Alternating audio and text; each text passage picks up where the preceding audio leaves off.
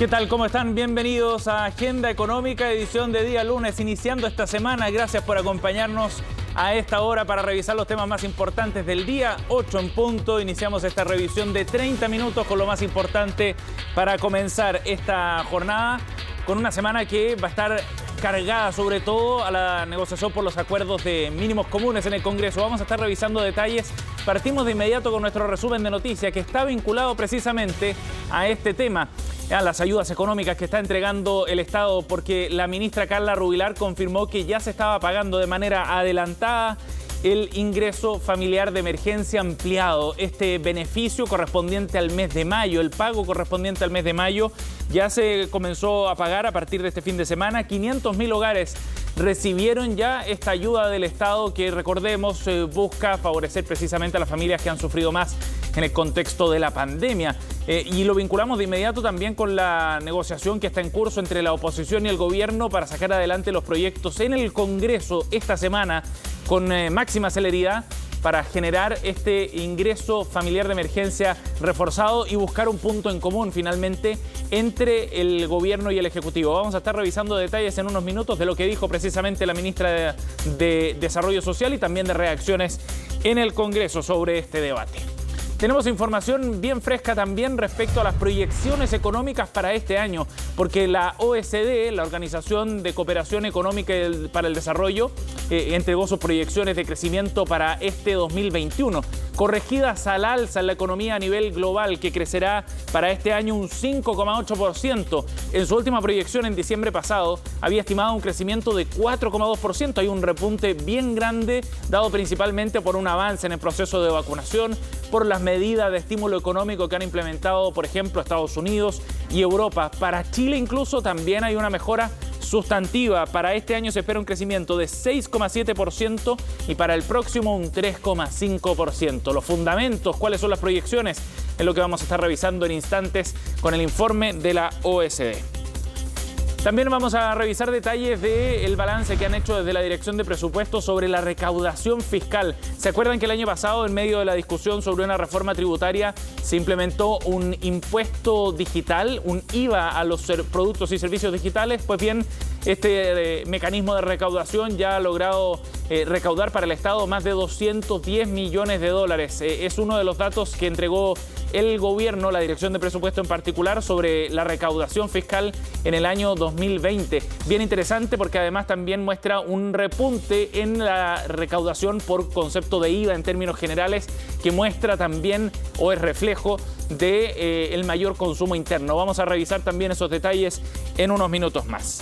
Por otra parte, a esta hora ya son cientos de miles de personas las que están vitrineando a través de las distintas plataformas digitales del Cyber Day, que comenzó a la medianoche, a las 0 horas de este día lunes.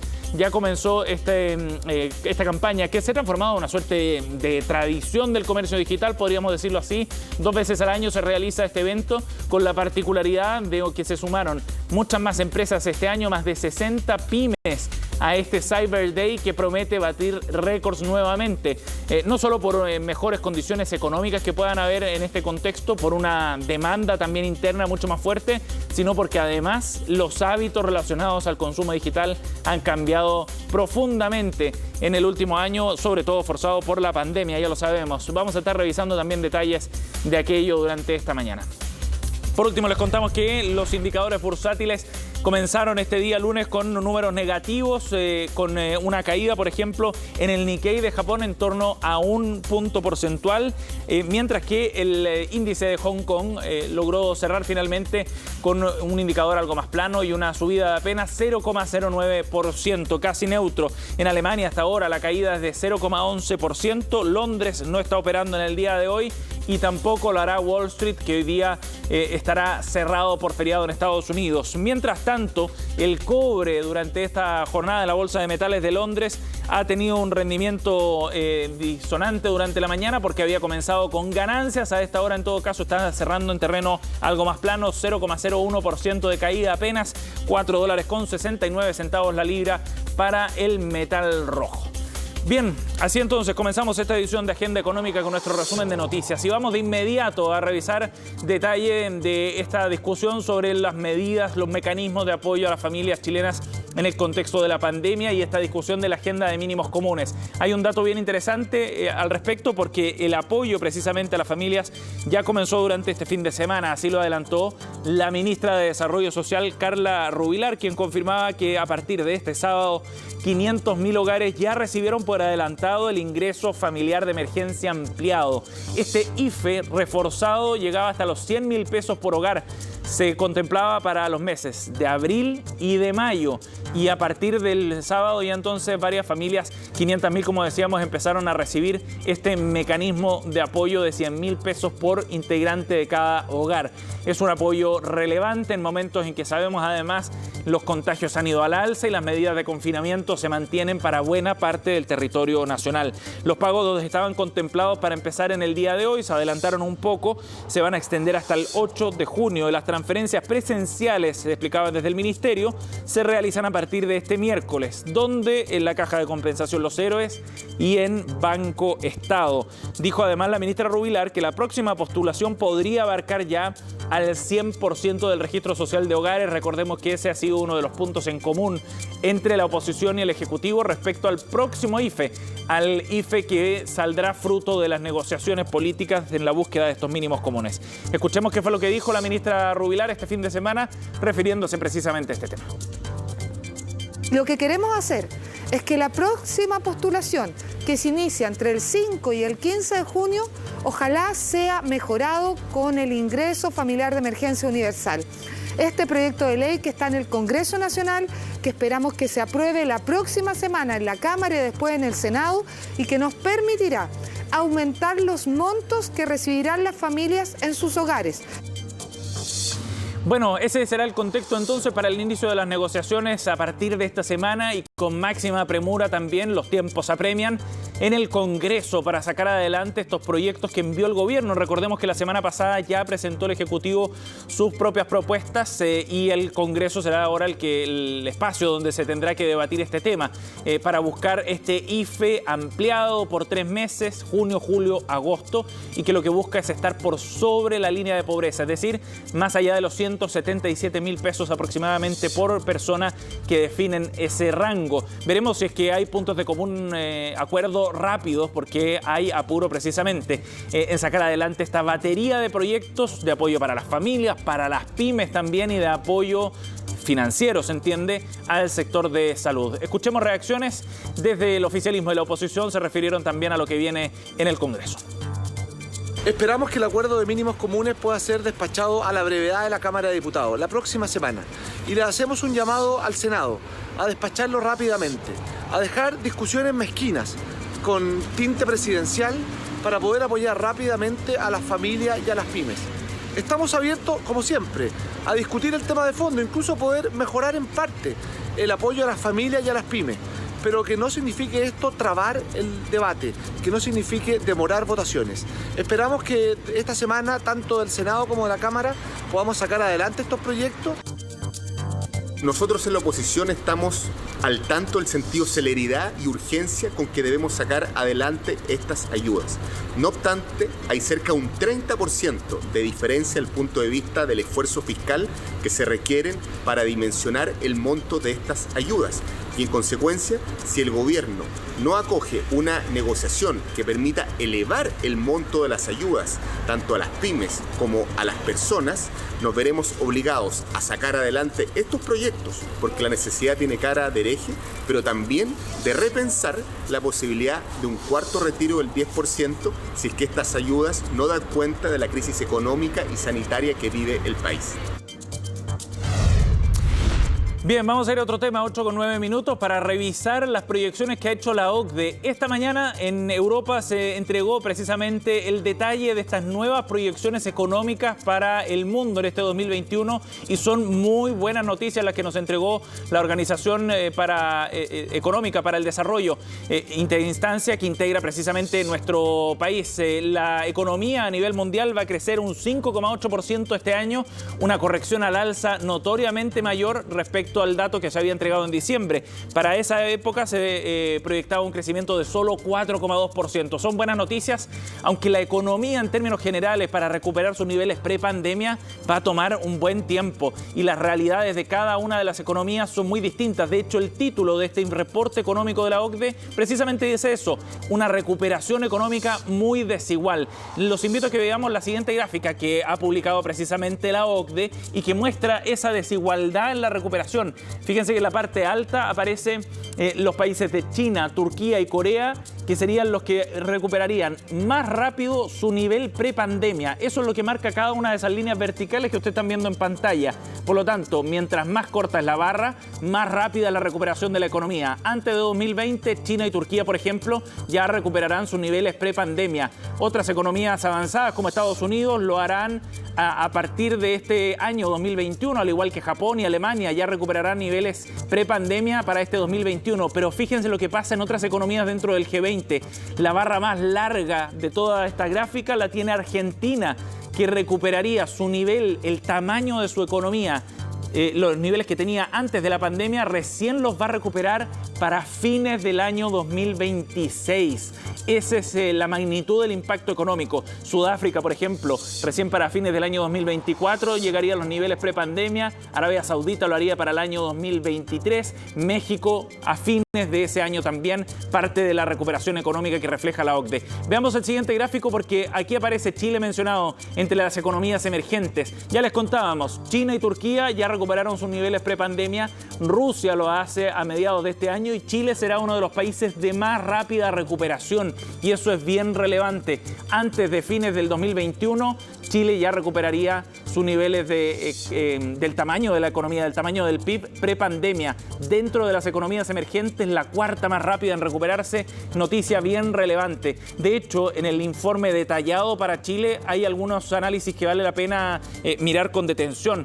Chile va a crecer durante este año 2021, según la proyección que hace la OECD, en torno a un 6,7%.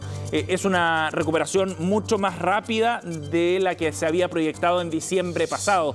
Los invito a que veamos precisamente qué fue lo que publicó en el día de hoy la misión de la OECD o la embajada de Chile en la OECD. En este tuit vamos a ver en detalle precisamente parte de esas proyecciones corregidas al alza. Buenas noticias para nuestro país.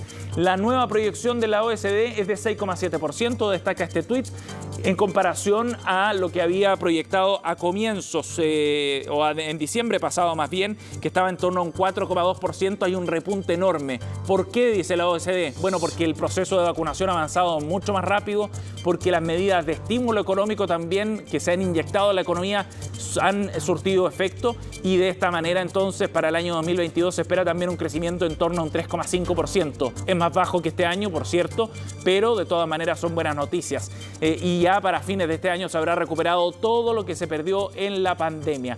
Buenas noticias entonces las que trae la OECD para la economía mundial y para Chile también en este informe que contempla un análisis profundo y que pone a Chile además entre aquellos países que han logrado hacerlo bien y repuntar su economía de manera mucho más rápida que el promedio a nivel mundial. Bien, vamos a ir a otro tema, 8:13 minutos, para revisar una propuesta que ha generado controversia en relación al precio de las bencinas, porque en distintos puntos del país, sobre todo en las zonas más extremas, ya está por sobre los 1.000 pesos el litro de combustible. Después de varias semanas consecutivas al alza, hay debates abiertos respecto a la pertinencia, por ejemplo, de generar algún tipo de apoyo económico en esta línea, de congelar algunos precios o de disminuir los impuestos asociados al combustible. ¿Es conveniente hacerlo o no? Vamos a revisar detalles en la siguiente nota de Pablo Figueroa. Precios por las nubes de las benzineras en el extremo sur que atienden a los clientes de las regiones de Magallanes y Aysén. Es descarado que suban de esta forma la benzina porque claramente alguien con un sueldo mínimo no es capaz de pagarlo, ¿ya? Así que no es algo que hoy día sea un bien de lujo tener un auto, sino que una necesidad, sobre todo por el clima de acá. Y hay zonas como en Chile Chico y Cochrane donde el litro de benzina supera fácilmente los 1.000 pesos en todos los octanajes. Todos nos movilizamos con auto y cada vez va subiendo más. Horrible, horrible, horrible, horrible. O sea, ya no hay cómo. ¿Cómo nos afecta a los magallánicos en la zona tan aislada pagar más de 1.000 pesos por un litro? ¿Cómo nos afecta? Muchísimo nos afecta. Una diferencia promedio en el precio de la gasolina de más de 100 pesos, el valor que se ve actualmente en Santiago y que históricamente ha preocupado a la zona. Hay que revisar, pero hoy día el problema existe en regiones, fundamentalmente la que represento, donde el litro de benzina está sobre los 1.000 pesos. Pero si los valores en el extremo sur de Chile les sorprenden, los especialistas adelantan que en el resto del país, dentro de un mes, más aproximadamente ese precio por litro se podría replicar. Ya van 26 semanas seguidas de alzas y todo apunta a que esa tendencia no cambiará, un fenómeno que no se veía desde 2014. En medio de estos pronósticos poco auspiciosos para quienes tienen vehículos, un grupo de parlamentarios presentó un proyecto que busca reducir a la mitad o eliminar el impuesto específico mientras dure la emergencia sanitaria. Este impuesto representa cerca del 40% del total del valor del litro de combustible. Producto de la pandemia se justifica más que nunca. Por eso hacemos un llamado al gobierno a darle el patrocinio y aprobar esta rebaja a los combustibles. Sin embargo, reducir el impuesto específico podría estresar aún más a las arcas fiscales, cuyos recursos se han destinado a atender las necesidades que ha dejado la pandemia. Me parece que disminuir el impuesto a los combustibles es un error en un periodo crítico como este, en que el Estado necesita más recursos. Un panorama que ocurre paradójicamente 14 meses después que el barril de petróleo se cotizara técnicamente en negativo. Ahora ronda los $70 y probablemente lleve a que las bencinas superen en todo Chile la barrera de los 1.000 pesos en las próximas semanas. Bien, vamos a ir a otro tema porque el proceso de tercer retiro de fondos previsionales ha ido avanzando y también lo ha hecho el proceso de anticipo de las rentas vitalicias. De hecho, según estadísticas oficiales, ya son más de 200 millones de dólares los que se han entregado como anticipo por este concepto para aquellos que están jubilados bajo este mecanismo, el de las rentas vitalicias, que sabemos ha generado toda una controversia y una judicialización, porque las compañías de seguro han recurrido a las Cortes para revertir este proceso. La Comisión para el Mercado Financiero fue la que reportó los datos. Hasta el 26 de mayo ya se han recibido más de 221.000 solicitudes para estos adelantos y se han efectuado ya más de 43.000 pagos por estos 200 millones de dólares en anticipo. Las compañías que han pagado, entre otras, son BCI, Chilena Consolidada, CN Life, Confuturo Consorcio y Penta, que también han iniciado acciones legales, como les contábamos, contra el Estado de Chile en tribunales porque reclaman que este proceso es inconstitucional, que genera un perjuicio patrimonial importante para las empresas. De ellas, de las que ya mencionábamos, Penta volvió a la carga también contra la Comisión de Mercado Financiero. De hecho, ingresó un recurso judicial donde pide a la Corte de Apelaciones que ordene restablecer la vigencia de derechos constitucionales en un proceso que podría tener noticias durante esta semana.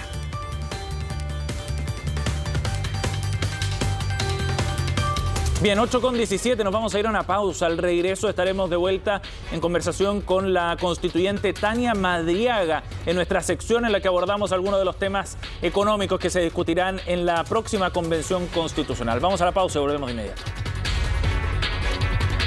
En todo Santiago, Antena 3 Directo, gente que responde.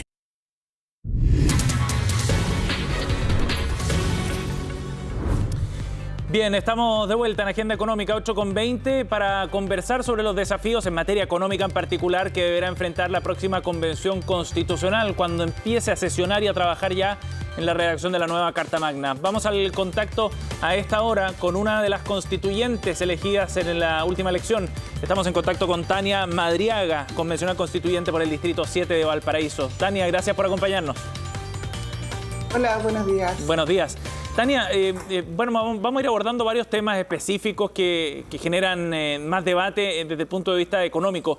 Pero en términos generales, ¿cómo crees que debería estar orientada la Constitución desde este punto de vista en materia económica o de desarrollo en nuestro país? Bueno, hay un planteamiento que se logró instalar durante las campañas que tiene que ver con que en Chile está en discusión el modelo de desarrollo. Es una demanda que se instaló en la movilización, creo que fue una de las demandas claras de la movilización respecto a los derechos sociales y la imposibilidad de que el actual modelo de desarrollo garantiza esos derechos. Por lo tanto, estamos obligados y obligadas a abrir ese debate, a cuestionar aquellos principios que han orientado la política económica en estos años en nuestro país, que se basan fundamentalmente en aquellas nociones neoliberales de la competencia, de la concentración, del predominio del capital financiero y la exclusión económica de la mayoría de las actorías de los territorios y de distintos grupos sociales que están exigiendo participar no solo de la garantía de derechos, sino también de aquella dinámica productiva que permita ser reconocidos como parte de la producción de riqueza del país. Tania, y este nuevo modelo de desarrollo y este nuevo modelo productivo, por ejemplo, ¿qué características debería tener? Bueno, hay una claridad que está instalada en la demanda de muchos actores, que tiene que ver con que no puede ser que solo sea reconocido como válido, legítimo y capaz de aportar al desarrollo aquel actor que se maneja en los parámetros que mencionaba anteriormente. O sea, aquel que busca el lucro, que busca la competencia, que busca la acumulación a cualquier costo, que genera costos económicos, pero también ambientales, sociales al territorio.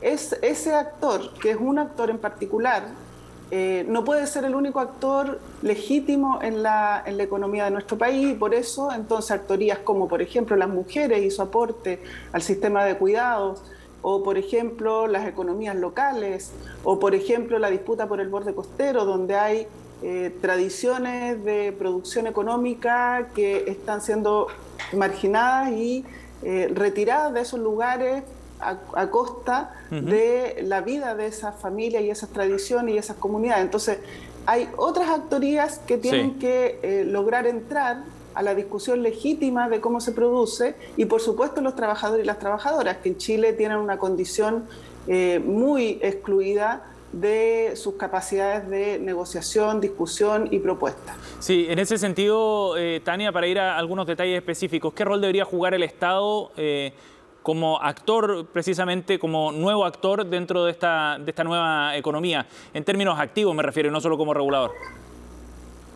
Claro, hay una noción que ha acompañado en el modelo neoliberal a la política del Estado, que es la subsidiariedad, que en el fondo lo que hace es entender que todo aquello que el mercado no logra satisfacer, bueno, el Estado entonces genera incentivos, por un lado, que no es solo hacerse cargo de aquello básico mínimo que conocemos como derechos en nuestros territorios, aquello, no sé, las escuelas públicas, los CEFAM para la salud pública, sino también traspasa recursos a los privados que se manejan con estos criterios. Entonces, el Estado tiene que cambiar esa lógica, tiene que empezar a hacerse cargo de garantizar los derechos de una manera clara, digna y en igualdad de condiciones para todos los territorios y comunidades del país.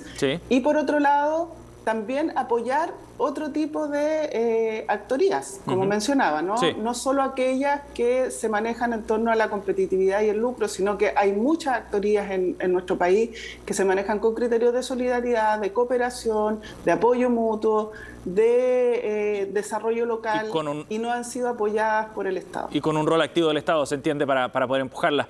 Tania, tú mencionabas el rol de los trabajadores también. ¿De qué forma la Constitución debería garantizar, por ejemplo, la organización de los trabajadores? En la última reforma laboral en el gobierno anterior de Michelle Bachelet, por ejemplo, la titularidad sindical, que era una de las claves del proyecto, se cayó precisamente en el Tribunal Constitucional. Hay un vínculo ahí también bien relevante. Así es, porque la economía, hay que entender que se trata no solo de un sistema técnico económico, sino también de un sistema político, es decir, un sistema de relaciones. Y la actoría trabajadores y trabajadoras ha estado en desmedro todo este tiempo. No tienen una capacidad de organización que tenga peso en la discusión política y económica del país, no tienen derechos, no tienen tampoco capacidad de negociación de una manera potente en el país, porque no son reconocidos como un aporte a la producción de la riqueza. Esa es una de las mentiras del neoliberalismo, ¿no? Que la riqueza la produce el empresario que invierte. El empresario que invierte produce un aporte a la capacidad de producir riqueza en el país. Pero también los trabajadores y las trabajadoras, por supuesto que son un pilar fundamental. Ellos son los que producen aquellas dinámicas que permiten la producción de riqueza. Y eso no está reconocido y tiene que ser reconocido en su capacidad de organización, en su capacidad de negociación, en la forma en que se representan también en la política, que es parte de los problemas que tenemos en nuestro país, que hay muchas actorías excluidas y por eso la crisis del sistema político también.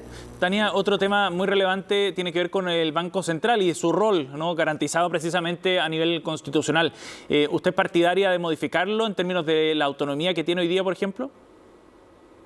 O sea, el Banco Central tiene una función en un modelo que es el actual, y no es algo que exista solo en Chile. Y obviamente si modificamos el modelo de desarrollo, los criterios que impulsa este modelo de desarrollo, la forma de organización, el Banco Central tiene que ajustarse también en sus criterios de funcionamiento.